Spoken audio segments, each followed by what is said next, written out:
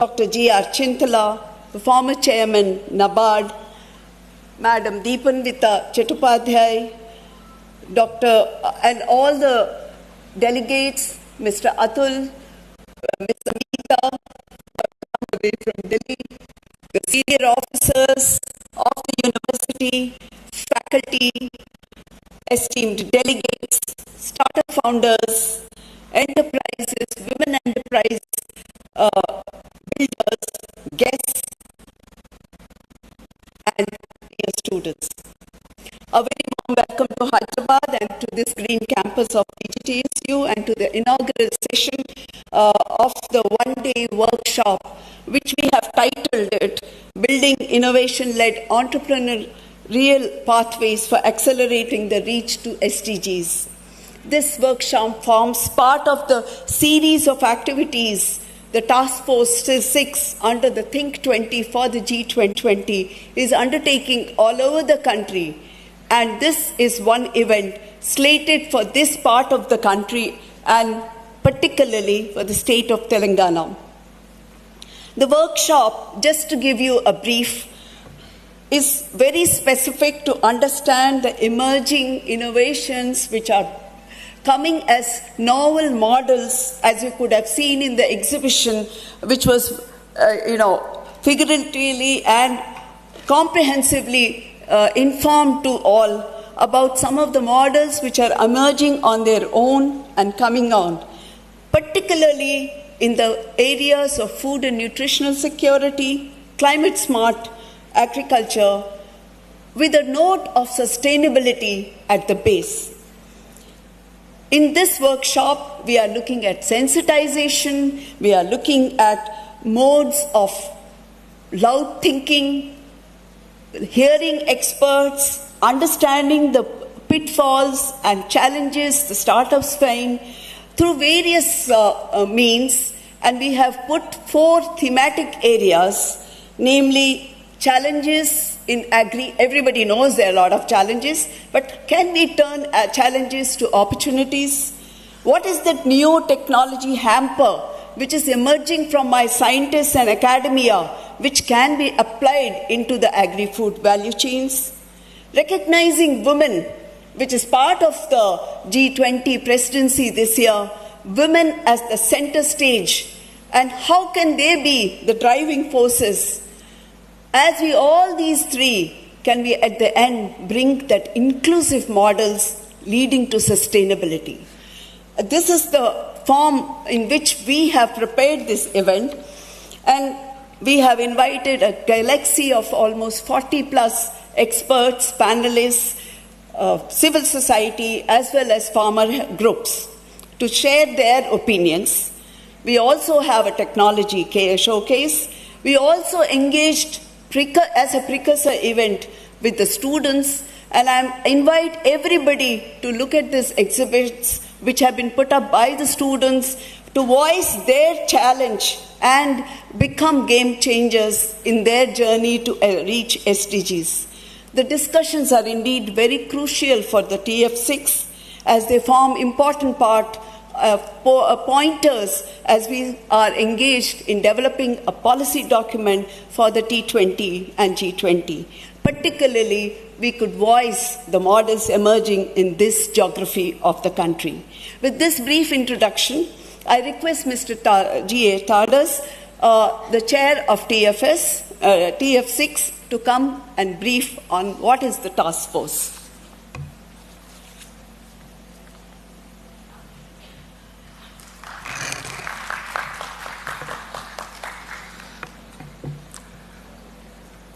Good morning to all of you. It is indeed a privilege to be in the midst of distinguished delegates, invitees, and participants in this August gathering discuss on the sustainable solutions in agriculture. And I'm indeed thankful to collaborate with the Global Development Center RIS, of which I am also a part RIS, and the Professor Jayashankar, Telangana State University, Agriculture, then FCDO, UK government, AgHub. In fact, we were going through the some innovation stalls which are put up when we were entering. It was indeed a good learning experience for me. We were, thinking of how we should have a sustainable agriculture, and then I could see that we are indeed progressing towards that path. I did not know much about what sustainable solutions are available. We keep talking, in academic and research that we should be doing this or that. But today I could see that it is happening on the ground. That is indeed a very heartening development. As you know that G20 Task Force 6 is one of the very critical task forces dealing with the pathways to the Agenda 2030, where we are discussing the progress in the Sustainable Development Goals. Under that, there are very important sub-themes which are defined, and one of the sub-themes is on the sustainable agriculture, climate-smart agriculture.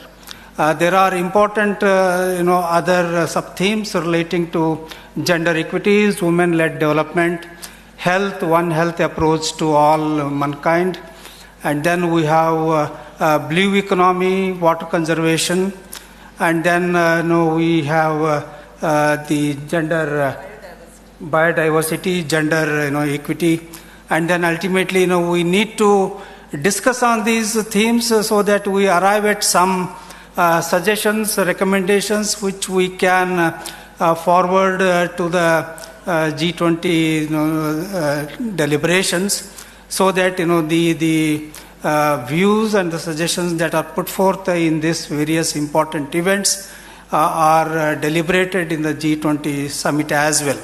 And hopefully that we'll be able to make some recommendations in the final declaration that may come at the end of the India G20 presidency in November. I don't think, because we are already running late, I understand, I will not take much of your time. We have a full day long to go through various important topics, and I am sure that we will be able to come out with important suggestions and policy recommendations. We have galaxy of experts who will be addressing all of us, and we look forward to a very fruitful discussions day long. And thank you once again, all of you. And I thank again the collaborators for this very important event. Thank you. Thank you, Mr. Tadas, for setting the tone of today's deliberations, and we look forward for very active insights from today's workshops.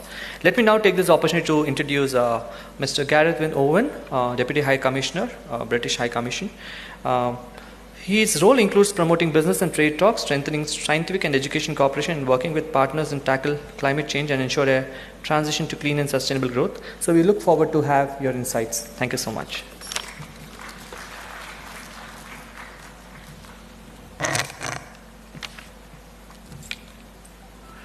Thank you very much. I'm really pleased to be here today, and I'm really pleased that we, the UK government, can support such an important day's discussion. Thank you all. Thank you to all our partners. There are many of you. We really appreciate your support bringing together this day of discussion, and we're really pleased to be working with you all on some of these key development and SDG priorities, especially in the area of agriculture. I think we'll all agree delivering on the SDGs are the most important to-do list that is facing mankind at this moment in time. And it's really important that we all work together on a number of key issues.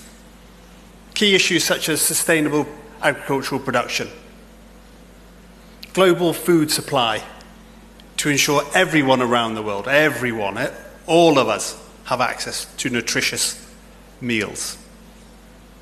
We also need to look at the underlying drivers of food insecurity. How do we tackle such an important issue? And I certainly believe we also need to look at issues such as how do we utilise research innovation and new ways of working to ensure food reaches the most vulnerable across our globe. I think we can all agree there's enough food out there. How do we ensure everyone enjoys what most of us in this room do? And I certainly believe what's important is collaboration. Governments, businesses, civil society, universities. So it's great that professionals. We have innovators. We have people representing businesses, investments, students. We really want to accelerate how we are going to tackle the SDGs going forward. Because it's important we do not lose focus on the Agenda 2030 and the SDGs. Together, we all must tackle and deliver on the SDGs. It is vital for us all, whether you live in the richest country in the world or the poorest. Because for the SDGs, it's important because our planet needs us to deliver on the SDGs. The population of the world needs us to deliver on the SDGs. And I certainly hope from the discussions today will come out an actionable framework which will help accelerate delivery towards the SDGs and sustainable agriculture and tackling global food insecurity. Because I think you'll all agree, and that's probably why we're all here today, that the most important thing for the SDGs is that no one is left behind. And I certainly believe, and I certainly know, that we have it in us to achieve that, but we all must work together to do that. So thank you very much for organising this day. I believe, and from what I've seen already in the discussions I've had, it will be very successful, and I look forward to seeing the results. So thank you again for all our partners.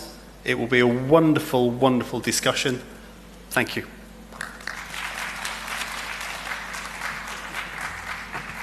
Thank you, sir, for highlighting the role of SDGs in agriculture and the way forward for all the ecosystem enablers. I've been a little succinct on the speaker profiles in the interest of time. Kindly bear with us, sir. I would also like to request Dr. Sudhir Kumar Garu, Registrar and Director of AgHub, to kindly come on stage and give his insights to the audience.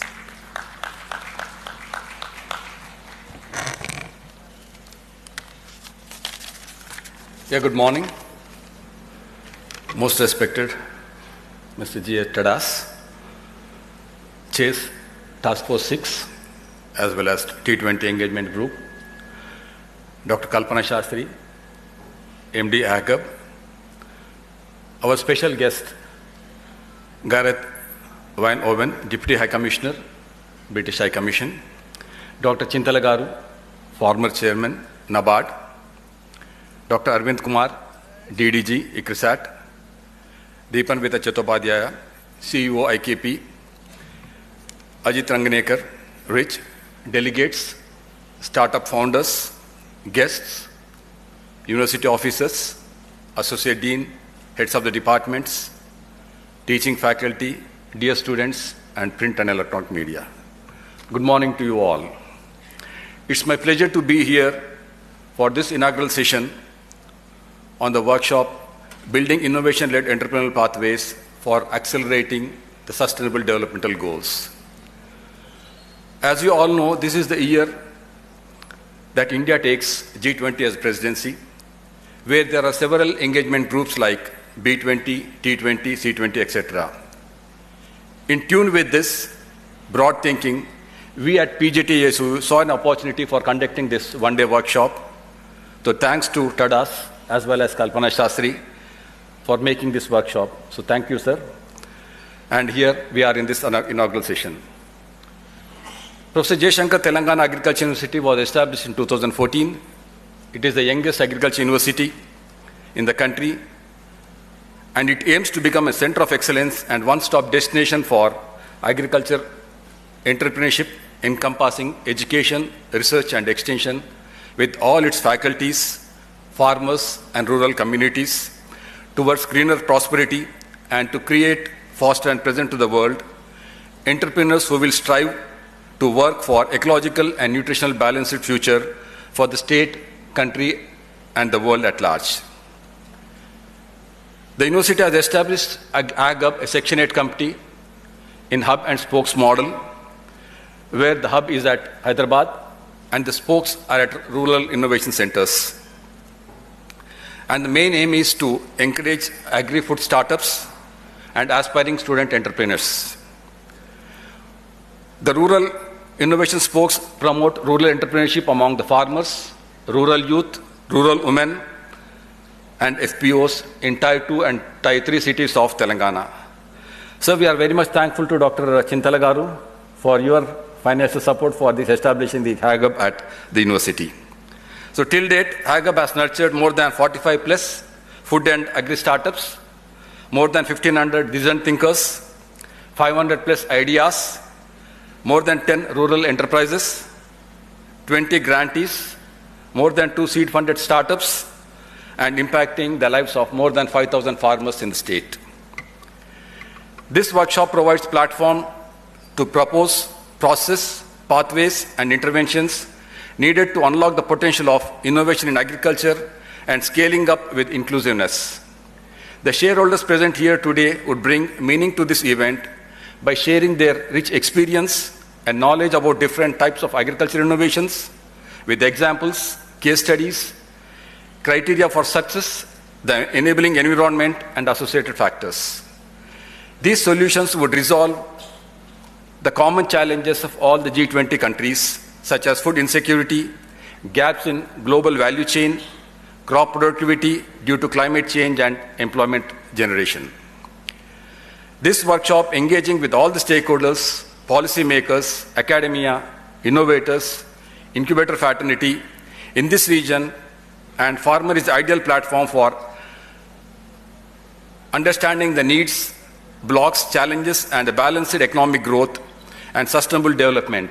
What we needed is the major 4 efforts, that is sustainable environment, sustainable production, sustainable nutrition, and sustainable livelihood. The government, private sector, and all the stakeholders need to collaborate and maintain harmony with nature, address inequality, create resilient, sustainable global value chains. The collaborating of this ecosystem players is perhaps the first step in this direction. Research Innovation System for Developing Countries and its Global Development Center and IKP Knowledge Park is a clear sign of putting it into right practice. Sir, we warmly acknowledge the presence of Gareth Owens for his interest and sparing his time to be with us today. We would be happy to explore more linkages in future, especially with research and academic programs of this university. Having Dr. Chintala as a keynote speaker in today's session sets the tone for the theme of this workshop. Sir, truly your support, guidance, especially in the area of innovation-led pathways and building agri-entrepreneurs in this part of the country has been path-breaking, and university truly acknowledges your inspiring and leadership role. We are also thankful to Dr. Arvind Kumar, our friend and supporter of PJTSAU. Sir, your presence is indicative how both global, national, and local programs work together in agri-food sectors. The approach of ICRISAT in imbibing the Sustainable Developmental Goals into its program is worth emulating and a useful model. We all look forward to hear you from this about your experiences. So with these few words, I once again take this opportunity to welcome you all to all this green campus and look forward for fruitful deliberations in this one-day workshop. So thank you one and all.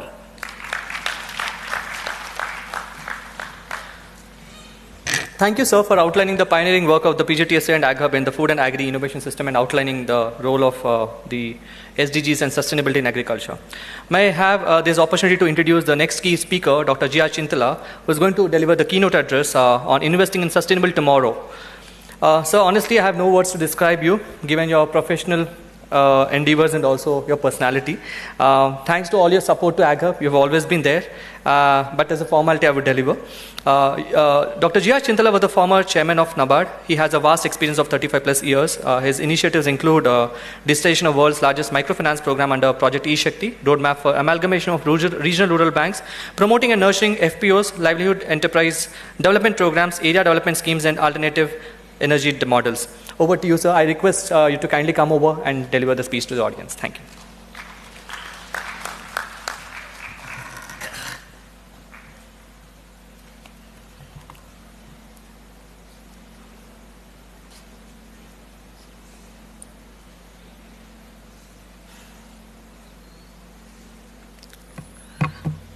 Good morning to all. Generally, we tend to extend our speech, so I want to put a time for myself. So, though they gave me 10 minutes time, I just want to take minimum 15 or 20 minutes because there is quite a lot of things that are happening in the entire agri scenario, and it's time for us to relook into what exactly is happening in the ecosystem and how the ecosystem can be nurtured. Who are the players actually playing a very catalytic role in the whole of this thing? And what are the issues really that are plaguing, and how actually the new economy, particularly the startup kind of a thing, is shaping up the Indian agriculture. So with this, I would like to start my speech. The dignitaries on the dais, Sri Jayashankar, fellow and also T20 engagement group, Sri Gareth Wine Owen from High Commission of Britain, Dr. Sudhir Kumar, Dr. Arvind Kumar, Madam Kalpana Shastri, and all others who are there in the audience, and my dear alma mater students. I belong to this university. When it was an undivided university, actually I am a student and alumni of this university, and I studied at Bapatla, then subsequently I went to IRI, then from there to NABARD, and in NABARD actually I was there in almost all places, and finally as a chairman I was there. And that time actually, that when we are thinking of doing something for that new agricultural scenario that is going to happen, that's where this incubation center idea, which was already floating in the university, has come. Because before that, actually in 3 or 4 universities, NABARD had given these incubation centers, and Telangana Agriculture University, which is again my alma mater, actually they are requesting me, since you became chairman of NABARD, why can't you give something to your university? So we thought that actually it is best thing is to pay my gratitude to my alma mater. We gave that grant to AgHub, and also subsequently we gave quite a lot of a catalytic capital also to this one, because one is AgHub is nothing but a kind of ecosystem builder, actually, where you have created a kind of an infra, and you have staff, you have the mentors, you have people who are doing this thing. But at the same time, when a particular enterprise graduates to a particular little bit of a marketable kind of an enterprise, actually you require capital.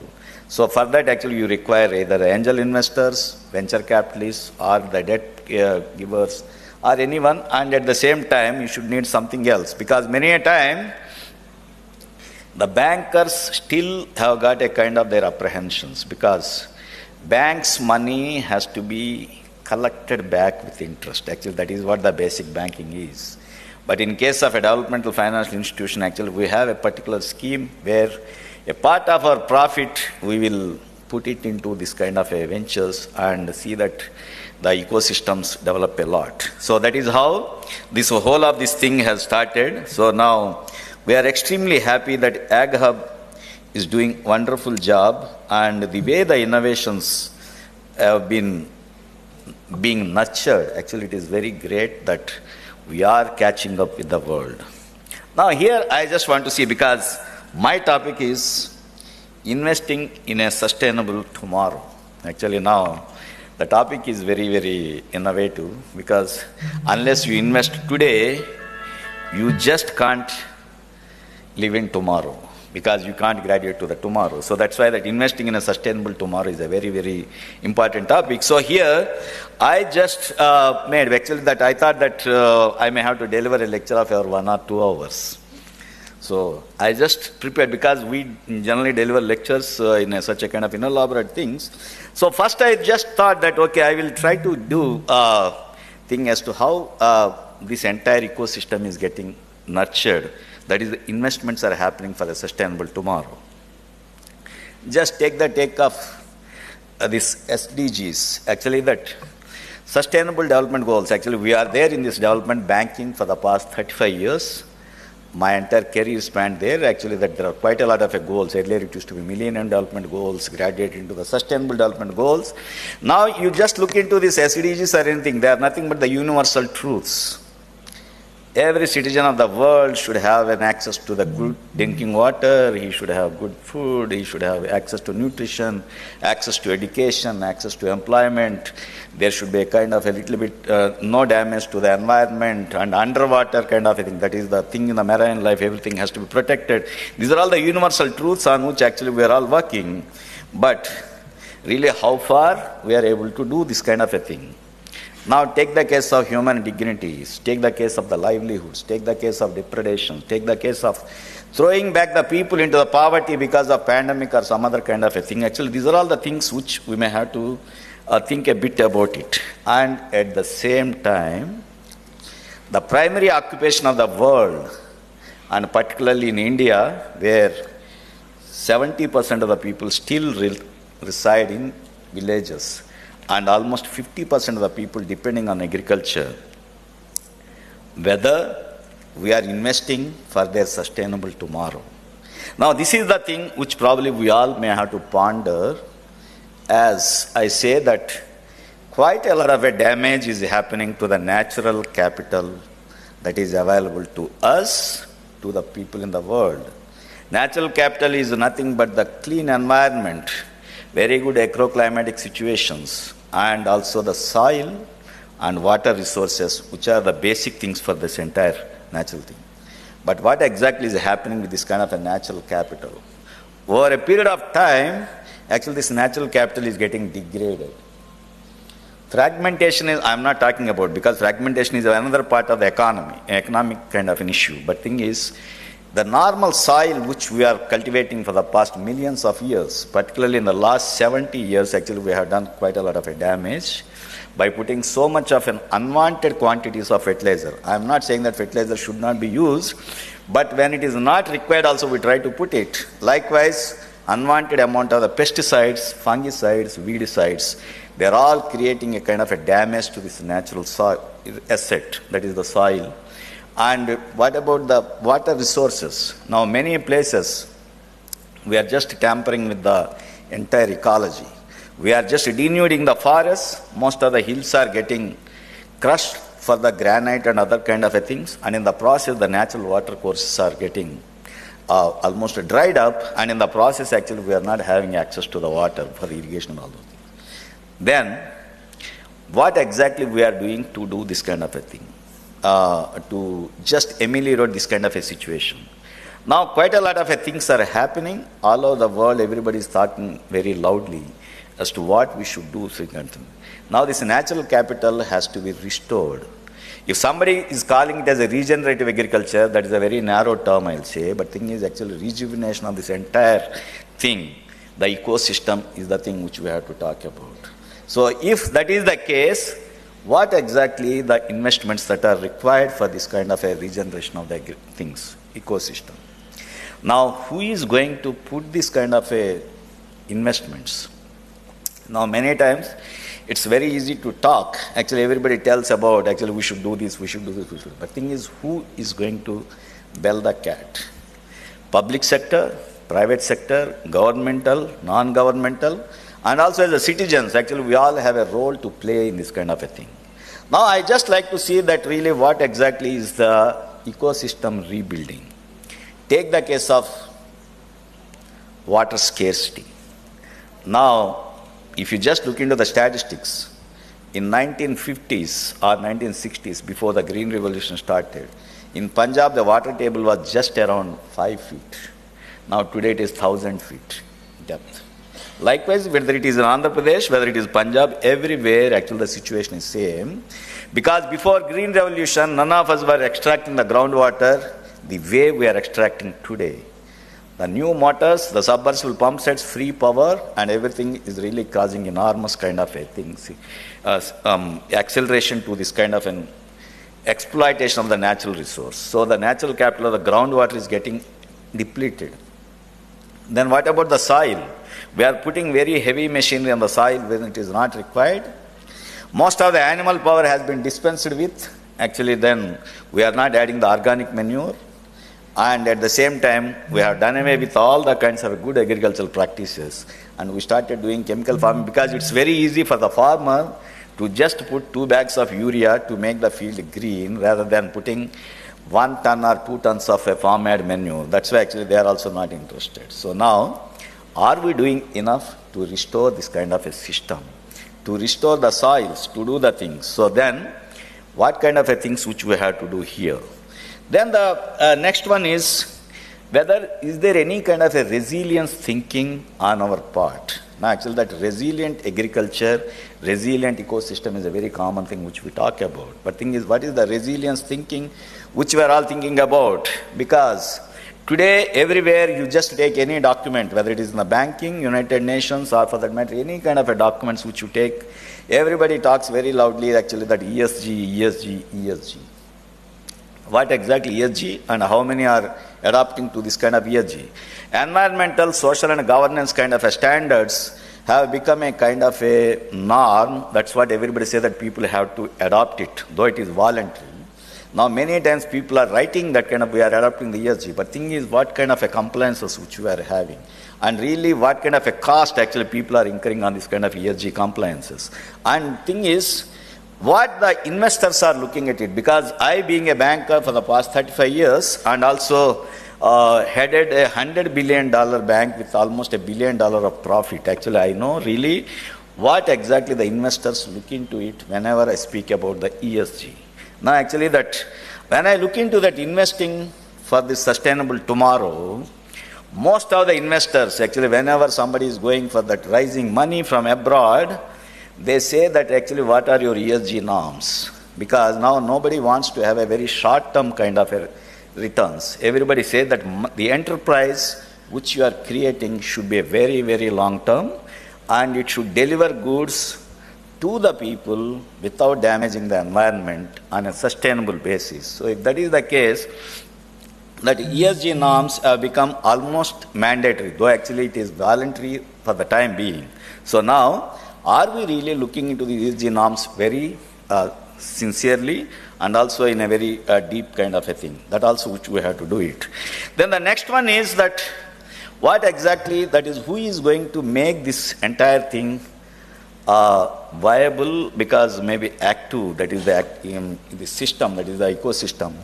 Because ultimately I say that the money is the one which makes man move. Likewise, the money is the one which makes everything to work. So if that is the case, somebody has to invest in making this entire system very sustainable. So then actually who is this somebody? And what kind of a systems actually have been created? And what measures the government of India and also state governments are taking? And what systems actually the institutions like NABARD and others have put in place to do this kind of a thing? Now I just like to look into it. Probably many of you, though you may be students, you may not be looking into that credit part of agriculture. If I just reel out a little bit of a stats, I'll say that in 1950s, India was producing just 50 million tons of food grains and less than 70 million tons of fruits and vegetables, and hardly any kind of a sugar, and oil seeds and everything was a scarcity. Milk was almost abysmal quantity, but in the last 70-75 years, actually we have done wonders. Today we are producing close to 215 million tons of food grains, close to around 250 million tons of fruits and vegetables, 200 million tons of milk, and 15 million bales of cotton, and oil seeds actually not self-sufficient but still very reasonable. Likewise, meat and other things actually we are producing.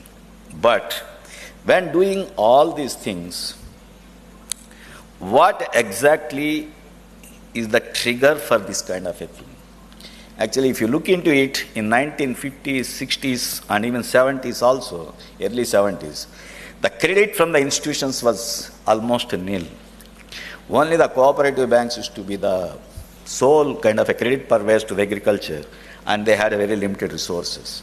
And in 2000, if I take the statistics, in 2000 to 2022, if I really look into the statistics, in 2001, entire credit given to the agriculture, including allied sector, was just 56,000 crores, which is equivalent to close to around $7 billion as on date.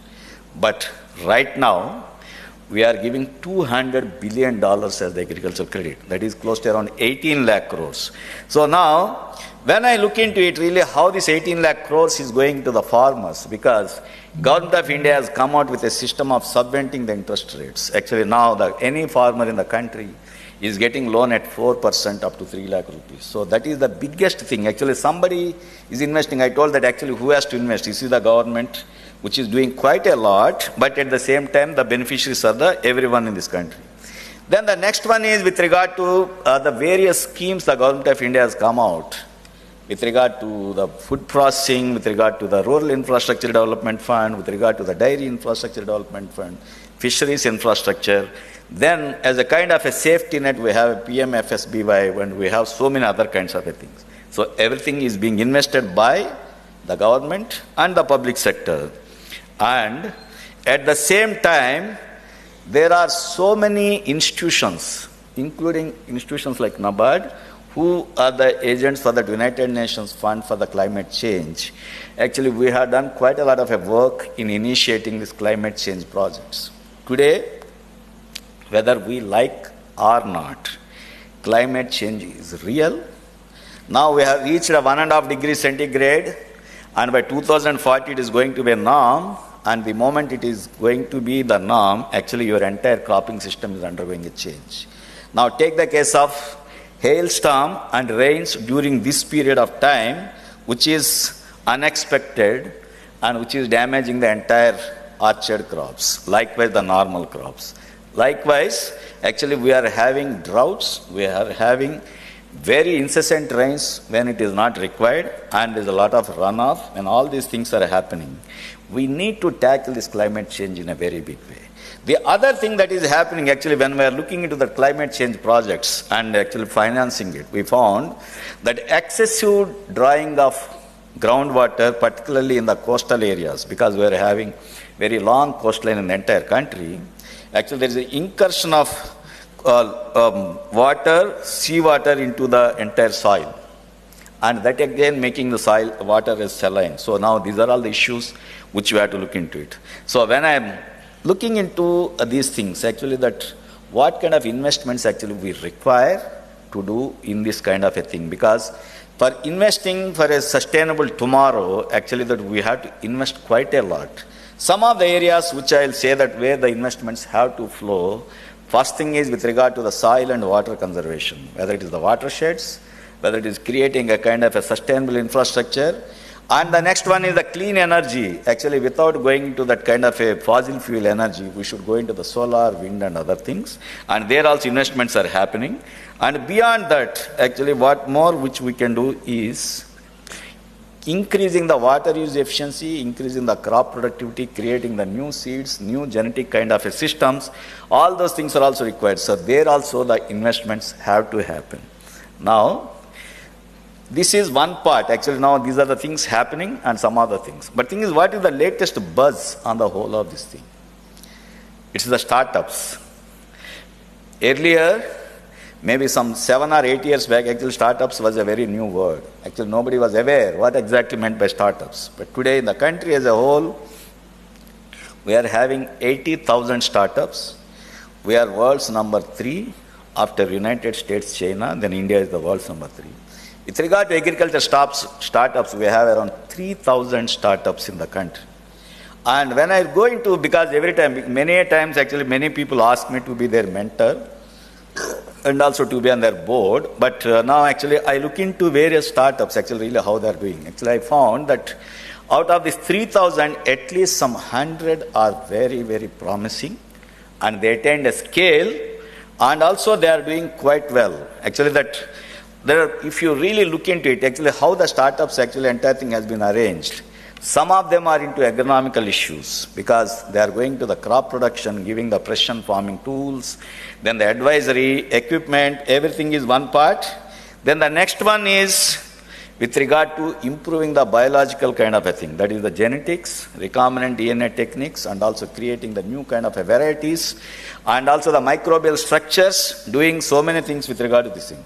Then the third one with regard to the mechanization, because now that mechanization is the one which is really gaining quite a lot of an importance because of reduced manpower to do this kind of a work, and also the intricacies involved with regard to the wages and everything. So that's why many people are opting for the mechanization. Now actually I could see one of the machines here, which is an electric robo, and there are many such kind of a versions are there, Farm Sathi, Electric Bull, X machines or such kind of a things. Now these are the things where farmers are going to rely upon in future. Now if that is the case, are we really doing anything to support them and also integrate them into the kind of an agricultural systems which we are trying to look into it? So now, likewise, in animal husbandry, actually that many of the people with the agricultural university, actually we never look into the animal husbandry as one of the major things. But otherwise, if you take the entire agriculture as a kind of a segment where allied activities also have got a big role, animal husbandry and fisheries are contributing substantial amount to the GDP, the agricultural GDP. So now I finished, but anyhow, I'll just take few more minutes to do this one. So now, when these animal husbandry things are happening, how actually 2 or 3 path-breaking things have happened. Some people have created animal malls, because generally animals are purchased just like that, but now actually there are so many startups that have come, where they say that they first take the animals, then they examine them, they grade them, they put the price for them, and they are trying to deliver it to the farmers who are going to buy it. So in that way there is a guarantee. And there are some people in the animal husbandry which are doing the quality control of everything actually which they are doing. And some of them are doing into the genetics part of it. And likewise, so many things are happening with regard to these new startups that are there in this one. So now, actually they attained. Actually, if you look into this one, out of at least I can say might be in the range of around 1 to 2 crores, not beyond that. But the remaining 50 have reached a level of around 500 crores to 1,000 crores, and some of them are going to be unicorns also in the agriculture. So now, that is one thing which we have to look into it, actually which kind of ideas which we have, and what kind of a, maybe the funding which we are going to get out of this and all those things. So now, the latest is that the startup culture is right now, startup winter is happening, that is venture capital wintering is happening. Many of the startups are not getting the money from the same venture capitalists. So now the government of India and the normal banking system is trying to pitch in for such kind of a thing. And the SVB Bank of United States collapse had really created a dent in the startup funding. And today actually if you have read the pink papers, they say that now that Indian Banking Association has started a new startup kind of a funding platform within the banking system through the Gift City. So now this is the one. So finally, I'll say that ecosystem has to be built, agriculture has to be rejuvenated, and the new innovations have to happen to keep the things very this thing. And also, in case if we have to be in the future, because you cannot be hungry in future, you cannot have clothes in the future, you cannot have a kind of a bad kind of a weather in the future.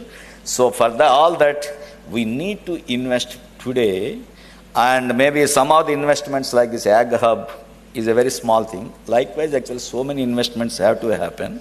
So I'll say that future is very bright, but the policy makers and thinkers and also the students have to come up with their ideas as to really how we will do it. So finally, before winding up, I will say that investing for sustainable tomorrow, people should invest in their health also.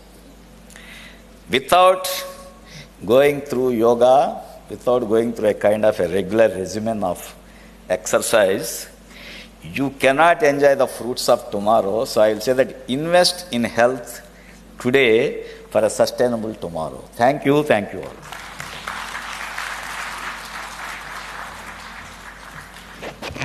Well, thank you, sir. We picked the clue of investing in self, investing in the society, and also investing in the ecosystem. That's what makes a healthy ecosystem and also brings in better tomorrow. Thank you so much once again, sir.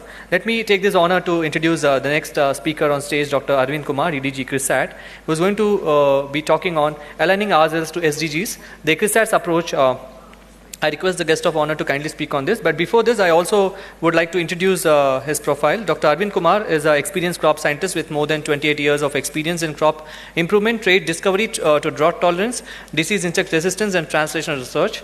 His area of expertise includes climate resilience, nutrition, crop improvement, genomics, trait development, disease management, policy, agribusiness, market linkages, and capacity development of ICRISAT mandated crops.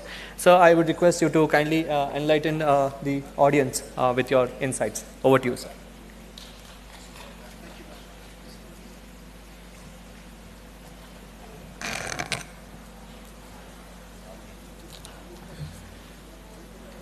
Good morning. Dr. Chintala, former chairman nabard. Thank you for a very nice lecture today. Dr. Sudhir, Registrar, PJTSAU, Dr. G.A. Tadas, Chair, TF6, T20, Kalpana, Dr. Kalpana. I see in the audience Dr. Ajit Ranjekarji. I also see in the audience Dr. Praveen Rao, former Vice Chancellor, PJTSAU. All the participants, ladies and gentlemen, first of all, congratulations to PJTSAU and the Hub for organizing this wonderful discussion today. And, okay, thank you. Yeah, and also bringing ICRISAT to this discussion. And I am certainly benefited from the talk that Dr. Chintala just delivered.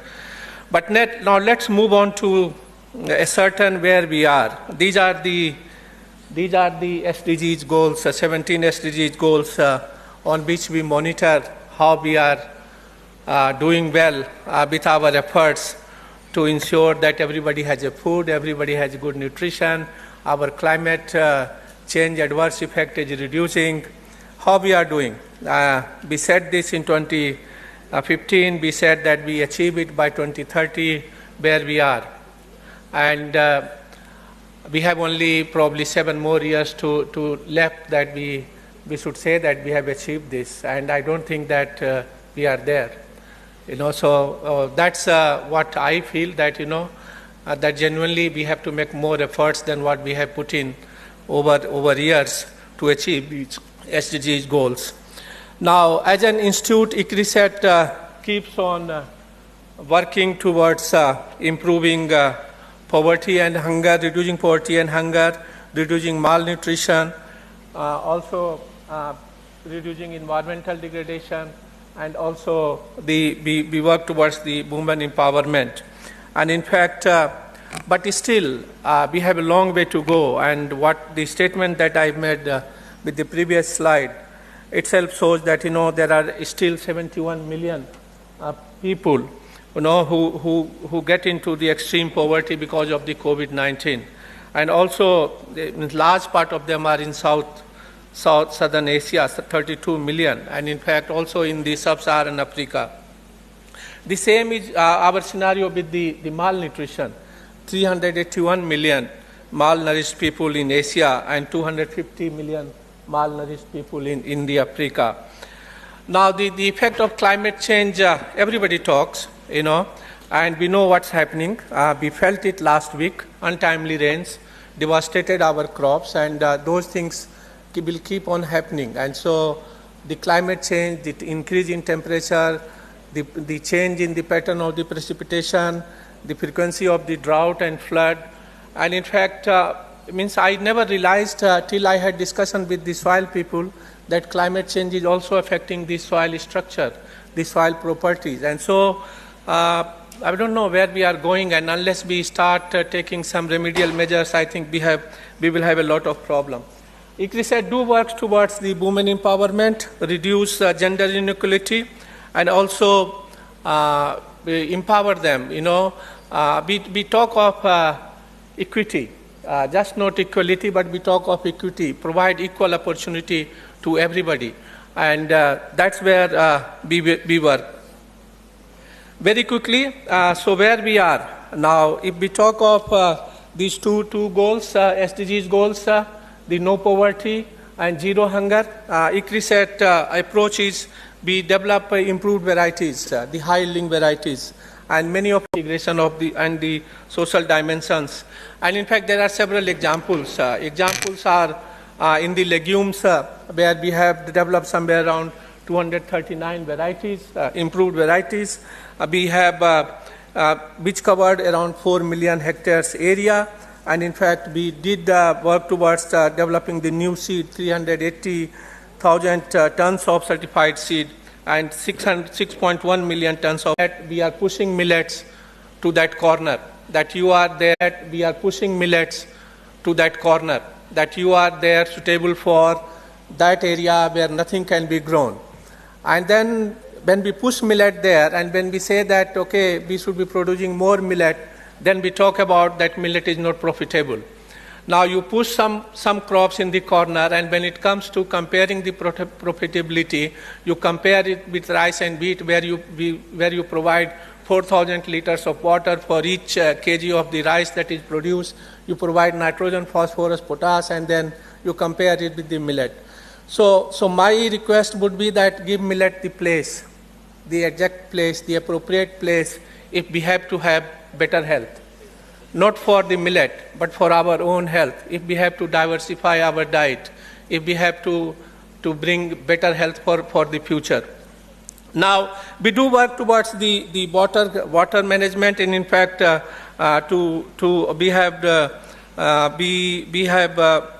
have worked with many of the micro watershed projects, and in fact, in the span of 4 or 5 years, income. The next one is towards the zero hunger, and in fact, examples for the pearl millet, examples are the Prabhani Shakti. We have recently developed the high oleic acid varieties for the groundnut, and in fact, we do work very extensively even in Telangana towards the ready-to-eat meals and snacks for the tribal women. And in fact, we have launched joint program with the Department of Tribal Welfare Telangana, and in fact, there has been a large number of beneficiaries. And in fact, we do also address the hidden hunger in Africa, and in fact, we have worked in that part of the world also with the women. Now, very quickly moving to the climate change. We all know what is happening with the climate change, especially with the environmental degradation.